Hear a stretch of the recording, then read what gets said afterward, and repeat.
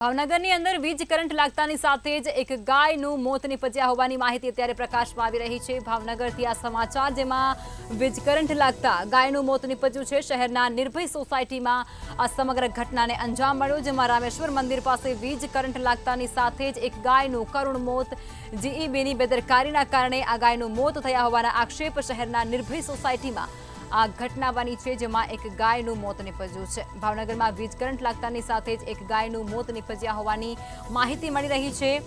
શહેરના નિર્ભય સોસાયટીમાં આ ઘટના બની છે, જેમાં રામેશ્વર મંદિર પાસે વીજ કરંટ લાગતાની સાથે જ એક ગાયનું મોત નીપજ્યું છે।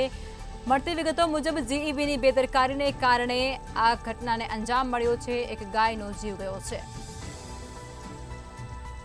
ભાવનગરની અંદર વીજ કરંટ લાગ્યા હોવાની ઘટના, જેમાં એક ગાયનું મોત નીપજ્યું છે। શહેરના નિર્ભય સોસાયટીમાં આ ઘટના બની છે, જેમાં રામેશ્વર મંદિર પાસે વીજ કરંટ લાગતાની સાથે જ એક ગાયનું મોત નીપજ્યું છે।